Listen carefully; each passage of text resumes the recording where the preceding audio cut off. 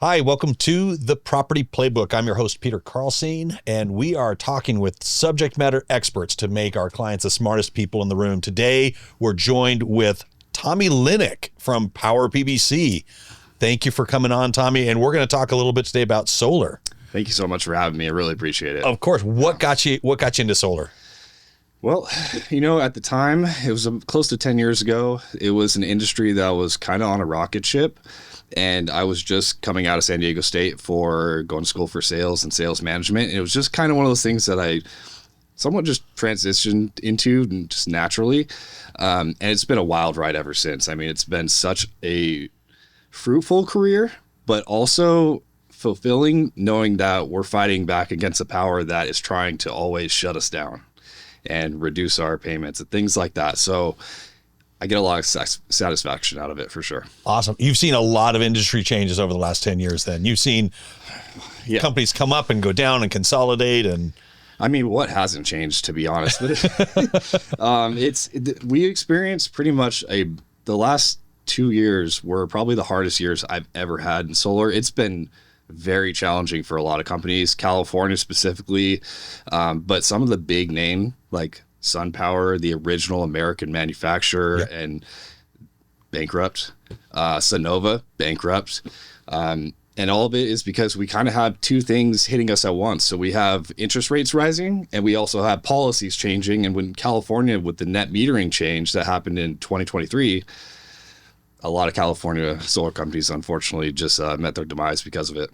So talk to me about the net metering, because some people don't know exactly what that means. There's net metering 1, net metering 2, net metering 3. Yeah. Do you get to choose which net metering you're at? Or? Oh, I wish. Yeah, that'd be awesome. No, they don't want anyone on the old versions because those are the good versions. So when we were sending credits to the grid, like when you're at home, you're using the credit, you're using your solar power, and you're consuming that energy. And the rest, if you're producing more, you send it back to the grid. Now things have changed. So they used to pay us back like 30 cents or close to like a 1-to-1 average, just to like keep it kind of, easy to understand.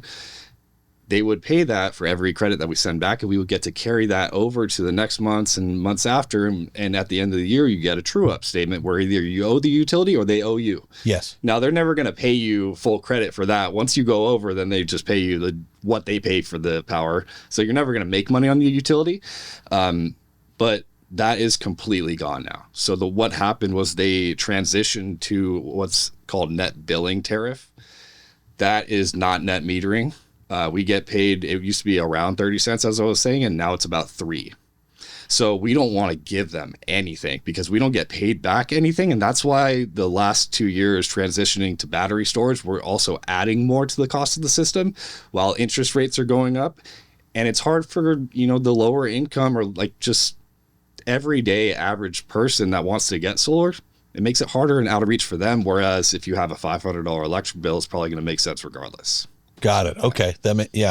So in the past, you could just send the extra electricity back. You'd get the credit for it. You're good. Now you don't want to send anything back because you're not getting hardly any credit for it. Exactly. And not only that, it's now month-to-month billing. There's no carrying anything over. So even if we got a measly 3 cents when we're getting charged 70, you can't even carry that over to the next month. So it's just like a lot of stuff. It's use it or lose it when it comes to solar and energy storage. Now it's not about solar so much that it is about energy storage. Got it. And that's why a lot of people are going to battery backup so they can keep all that extra energy. Exactly. Primarily. And this is like California specific because there are markets that, I do solar in many different states. Like California is specifically just like Hawaii. They basically have no net metering. That's why battery storage is adopted on practically every project. I see. Yeah. Are there still your typical buy, lease, PPA options? Yeah, those are always going to be the primary ones. Our industry has done a really good job just doing some financial engineering to create new programs. Some of them are coming on the way. Some of them are already here. Like virtual power plants is a big one. That has to do with getting paid money for having batteries to expel during like grid events, and they'll use some of it and they'll pay you back some and also help with the initial investment. So you get a cash, you could get a good amount of money up front just for enrolling in this program to stay in for a couple of years, help the grid, help your neighbors. And, so you're acting kind of like that buffer zone in case more power needs to get pulled in, or Exactly. We're basically creating a bunch of little mini grids. Got it. Right. So that's like kind of the idea is creating your own grid and not having to rely on the utility company, because energy security is more of the conversation now than really bill savings. Okay. Yeah. Interesting. Are there any other recent trends in solar that are happened recently or that you expect to happen in the near future? As far as like recent trends, you know, it's primarily like the virtual power plant programs. VPPs are really where the future lies. As far as changes in like equipment, like panels have pretty much maxed out the production that we can get in a residential panel. Anything over 400, if you go any higher than that, you basically need to add another layer of cells. So technology improvement on solar panels, like the difference between a system I did maybe 10 years ago and a system I do now, it might be like one or two less panels. So that technology is not going to change. No reason to wait on it if you're thinking about solar panels as the change. Battery storage is where all the money is going, and that has been evolving rapidly. Interesting. Is that evolving because there is so much demand and so much potential revenue through that? Yeah. On top of, Tesla has been a big player there. That their Powerwall has really kind of led the way and brought it kind of to the mainstream. But it's also because back in 2000, think about this: 3 million people in the year 2000 had experienced an outage for between 1 to 2 hours. Okay. Fast forward to 2025. 30 million have experienced an outage that has either lasted over 8 hours or days. Oh my goodness. Yeah. So a tenfold increase in at least a 4 times. And it's duration. basically because our grid is a dinosaur. Like, we just can't make this thing go extinct. Realistically, if everything was underground, wouldn't have a problem. But most of it is overhead. And because of that, we have to continuously fix it. So you're paying the utility company to constantly service these wires, these poles and wires, and they're also incentivized to waste as much money as possible because they get paid guaranteed revenue on projects, whether they actually work or not. Like, look at San Onofre. Yeah. That's a prime example. So yeah, that's what I would say on that topic. So why don't they invest to put everything underground? Trillions of dollars. Oh, it's funny. I actually have one of my clients. She has a house it's in PG&E territory, but it's like way out in the woods, and she is underground power. However, so she thought she's not going to ever worry about power going out. But the rest of the communities that surround her are all overhead. And so whenever trees go down and it hits the lines, her community goes down too. So PG&E's been on just a tear trying to get everything underground or as much as possible. And it shows with their 7 increases that they put on customers this last year. It's been a wild amount of money that is so far past inflation. Most homeowners cannot afford their utility bills. that's getting crazy. Yeah. Plus, you bring up they're incentivized. I mean, they're getting paid whether it works or not. They're getting paid. If it costs them 10 million, 10 billion, 10 trillion, whatever. Yeah, they're going to get their money. It's all going to come from the ratepayer. And listen to this: 60% of their projects are self-approved with no scrutiny. They just sign their own checks. Wow. Yeah, it's a pretty damn good business model if you really think about it. Like, they nailed it. I'll give it to them. And the only thing that can really challenge them is me. Yeah. The solar industry has definitely disrupted things. Yeah. If there's a landlord out there, homeowner, they're looking to have a rental property, it doesn't have solar yet on it, does it even make sense for them to put solar on it? I would say absolutely yes. And it really depends on like your turnover strategy and how, like, what really is like the goal. Because if you think about it, solar is we're turning a liability into an asset, and there is value there for your property, increases property value. It's also going to probably get a better tenant to stay longer as well. If you already have a tenant in there and you guys have a great relationship, like, by all means, it's handle that how you want. But there is definitely a benefit if you want to, lower or raise the, rent. I don't know if you could do it all that much, or I probably wouldn't, because it's me purchasing the system, especially if you like plan to like move back into the home.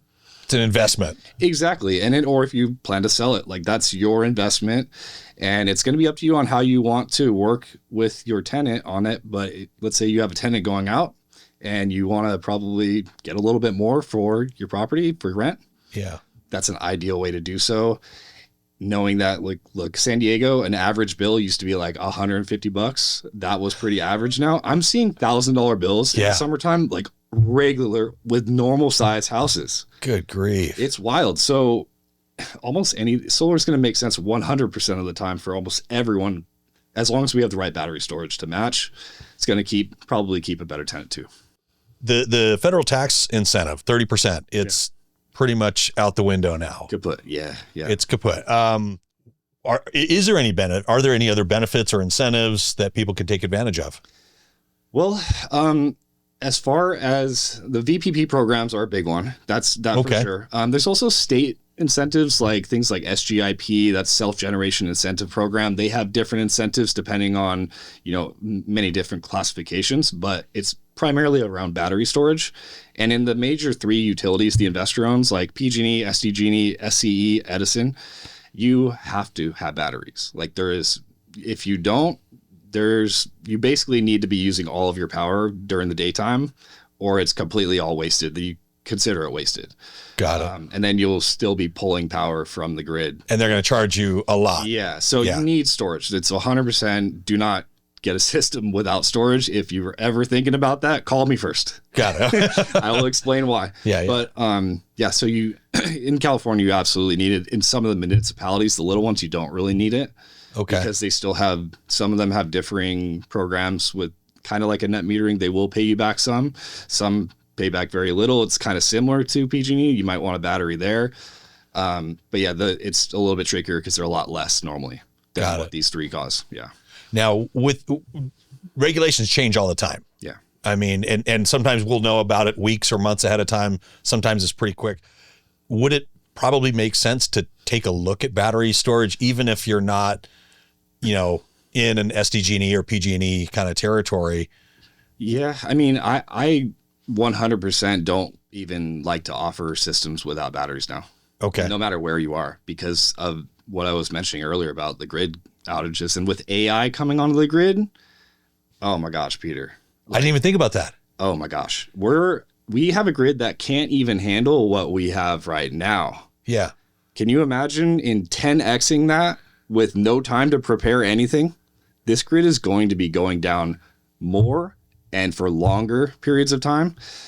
And the next revolution is going to be figuring out how to reduce that. Interesting. Yeah. Do you have any personal insight into that?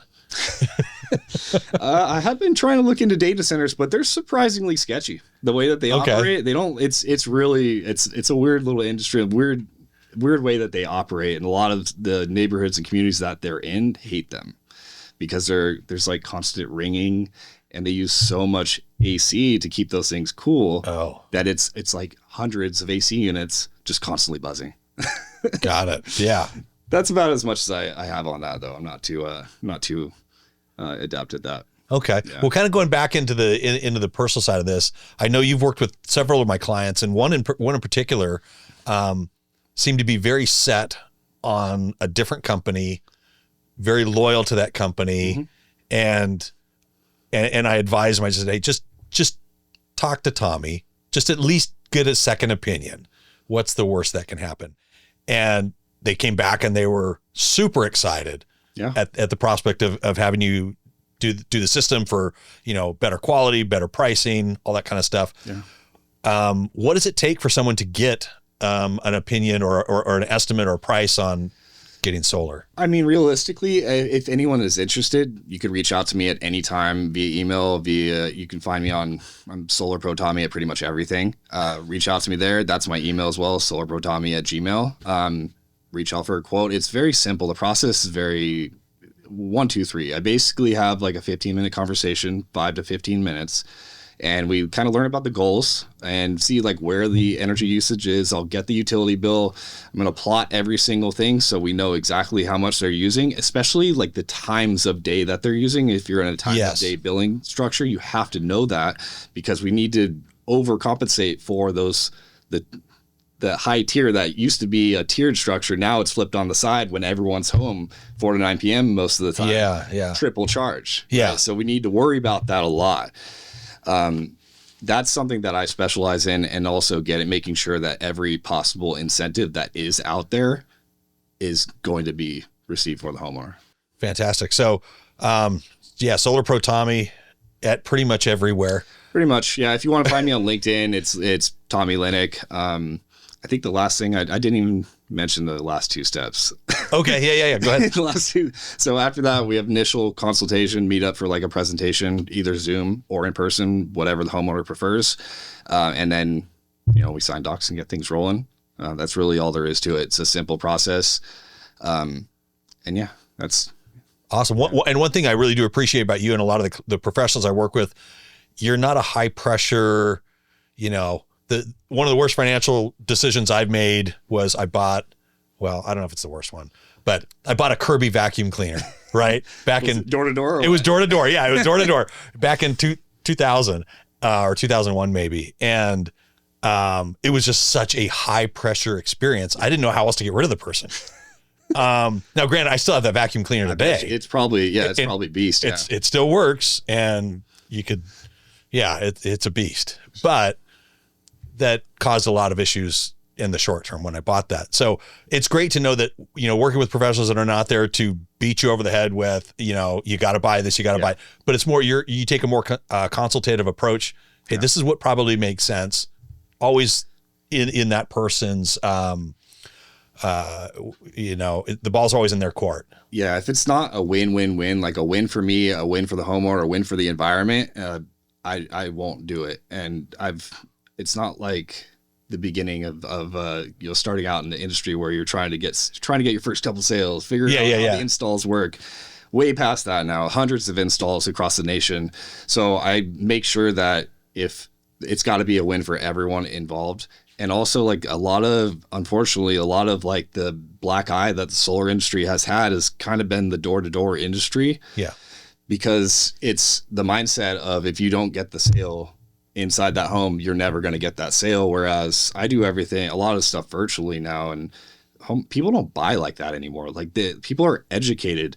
And if you don't stay educated yourself and stay connected, and all you're doing is going and trying to hard close these people and saying that you're going to, you can cancel at the site survey and praying that the site survey, they just don't end up canceling. It's a bad way to do solar. People can unfortunately sell this product without any experience.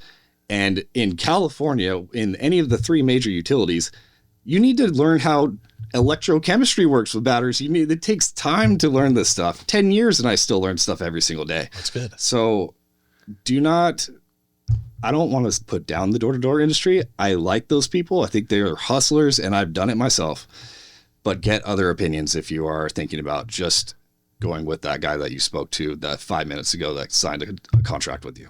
Perfect. And one other thing too, I forgot to bring up, you do residential, you do commercial. Yeah. Oh yeah. So, and you do out of state. So, someone may have investment properties in other states that you may be able to help out. There may be commercial opportunities. So it's not just it's got to be on the rooftop of your house. There's other options. There are many options. There are in primarily in other states. There's things like community solar. That's another one where you actually don't even have a system. You're plugged into a big system that's there for the community. So that's a cool way for people, even renters, to be able to lower their bill. You can plug into a community solar program. And if you have anything like that, you could do that with solar too. Like you can get your own system also. So there's so much more than just kind of what we, the normal consumer sees. There's so many more options out there. Yeah. And it's really helpful to speak with someone that actually understands all of that stuff and has a lot of experience in all these different facets, because solar is the most rapidly growing industry I never thought it would even be this fast. Yeah. But everything changes all the time. We have utilities trying to crush us. We have interest rates going up and down and up and down. And it's just it's a wild ride. So just make sure that you're with someone that knows how to steer that ship. And I'd love to be that person if anyone wants to. Perfect. Yeah. Well, I appreciate you coming out, Tommy. Hopefully everybody's got some good information from this. Make sure you hit like, hit subscribe, drop a 5-star review, tell your friends, and help make them the smartest ones in the room as well. I'm Peter Carlseen with the Property Playbook, and thanks for tuning in.